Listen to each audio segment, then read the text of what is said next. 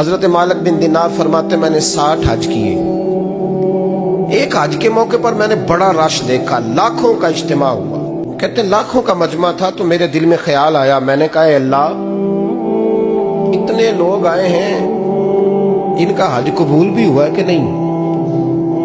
فرماتے میں سوچ رہا تھا تو رات کو نا خواب میں نے کسی کہنے والے کو کہتے ہوئے سنا کہ سب کا قبول ہو گیا. بلخ کا رہنے والا محمد بن ہارون بلخی ہے, اس کا حج قبول نہیں ہوا.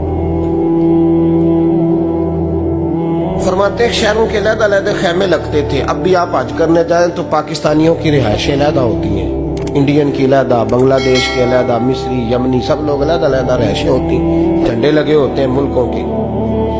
کہتے میں نے سویرے اٹھ کے ڈھونڈنا شروع کر دیا, ڈھونڈتا ہوں وہ بندہ ملے.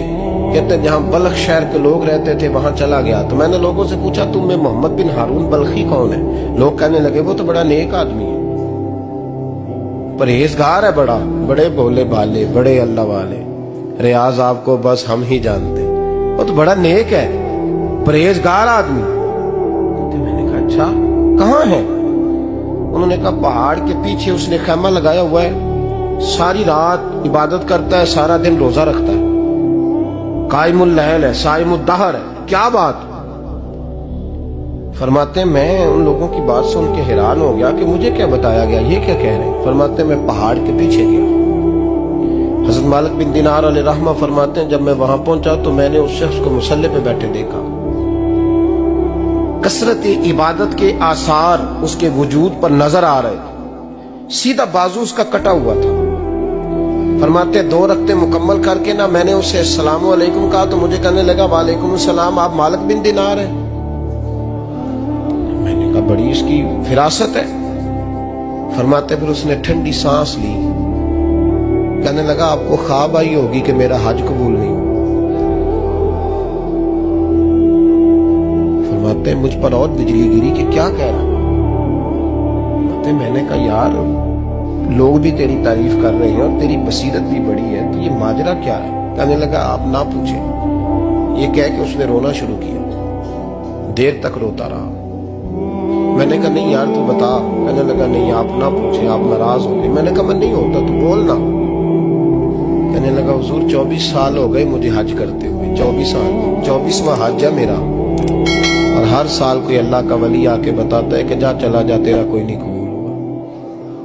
بے پروائی ویک سجن دی جتھے کسے دی پیش نہ جاوے, انہیں تاجہ والے در در رولے تے منگتیاں تخت بٹھاوے. آزم کسے نو کارا ملدا ہی کوئی کعبے خالی آوے. کہتے ہیں اس نے مجھے کہا حضور 24واں حج ہے, ہر سال کوئی بتاتا ہے. میں نے کہا تیری غلطی. کہنے لگا میں اپنی ماں کا نافرمان. میں نے کہا واقعہ کیا ہوا؟ کہنے لگا حضرت اللہ نے مجھے دولت دی, مال دیا, زمینیں دی تو میں عیاش ہو گیا. امام مالک بن دینار رحمت اللہ علیہ فرماتے ہیں مجھ سے کہنے لگا پیسے آئے تو میں عیاش ہو گیا. رمضان کا مہینہ تھا, عصر کے بعد میری اماں افطاری کی تیاری کر رہی تھی. میں گیا, میں نے کہا شراب پی ہوئی, اماں روٹی دے. تو اماں کہنے لگی شرم کر, شرم کر, روزہ رکھا نہیں تو جنہوں نے رکھا ہے ان کا تو خیال کر. کہتے اماں کی بات کا مجھے غصہ لگا.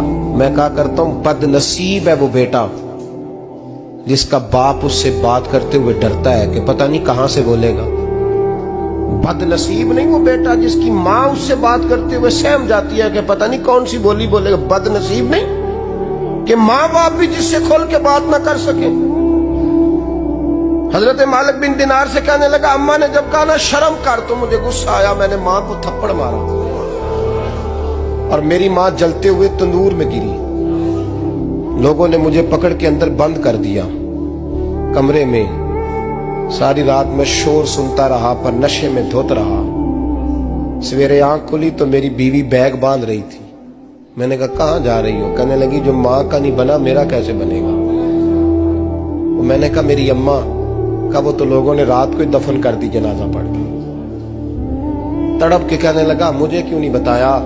تو کہتے ہیں لوگ کہنے لگے تیری مرتی ہوئی ماں کہہ گئی تھی اسے میرا منہ نہ دیکھنے دینا. میرے جنازے کے قریب نہ آئے. حضرت مالک بن دینار فرماتے ہیں جب اس نے یہ بات سنائی تو میں نے بھی اس کے منہ پہ تھپڑ مارا. میں نے کہا تو اسی قابل ہے. کہتے ہیں وہ رونے لگا, حضور دعا کرے اللہ مجھ سے راضی ہو جائے. کہنے لگا جب ماں کی انتقال کی خبر ملی تو میں نے کلاڑی لے کے وہ ہاتھ کاٹ دیا جس سے ماں کو مارا تھا. میں نے ساری جائیدادیں خیرات کر دی. 24 سال ہو گئے, 24 سال. ساری رات نماز پڑھتا ہوں, روزہ رکھتا ہوں, حج کرتا ہوں, پر ہر سال کوئی آ کے کہتا ہے جا دوڑ جا تیرا کوئی نہیں قبول ہوا. حضور دعا کرے مالک راضی ہو جائے. فرماتے میں تھپڑ مار کے آ گیا. میں نے کہا تجھ سے راضی ہو جائے اتنے ظالم سے. امام مالک فرماتے رات کو آ کے سویا تو مجھے خواب میں رسول پاک کا دیدار ہوا. تو نبی پاک علیہ السلام نے فرمایا مالک تو اسے مایوس کیوں کر آیا ہے, اللہ تو بڑا مہربان ہے. کہا حضور ماں کے نافرمان کو معافی کیسے ملے گی؟ تو امام مالک فرمانے لگے نبی کریم نے فرمایا جا اسے جا کے بتا دے تجھے قیامت میں تیری ماں کی وجہ سے بخش دیا جائے گا. کہا حضور اماں کی وجہ سے کس طرح؟ تو محبوب فرمانے لگے اس کی ماں قیامت میں اس کے خلاف مقدمہ دائر کرے گی رب کریم کی عدالت میں, اے اللہ میں نے 9 ماہ پیٹ میں رکھا, درد سہ کے اسے جنا, جگر کا خون پلا کے پالا, اور اسی نے مجھے قتل کیا. رب کریم اس کی ماں کا مقدمہ سن کے کہے گا اٹھاؤ اس کو دوزخ میں پھینکو, اس نے ماں جلائی تھی اسے بھی جلاؤ. محبوب فرمانے لگے جب پکڑ کر کے مالک اس کو محمد بن ہارون کو لوگ لے جائیں گے نا جہنم کی طرف, ابھی فرشتے گھسیٹیں گے ہی تو پلٹ کے پھر اماں کی طرف دیکھے گا, اور دوسری دفعہ پھر گھسیٹیں گے تو پلٹ کے دیکھے گا, اور تیسری دفعہ پھر پلٹ کے کہے گا اماں یہ مجھے جلانے لگے, اماں یہ جہنم میں پھینکنے لگے. میرے حبیب فرمانے لگے وہ جل کے مرنے والی ماں وہاں بھی بول پڑے گی, کہے گی یا اللہ چل میں نے معاف کیا تو بھی معاف کر دے, اے اللہ میں نے معاف کیا تو بھی معاف کر دے, اللہ تو معاف کر دے اسے.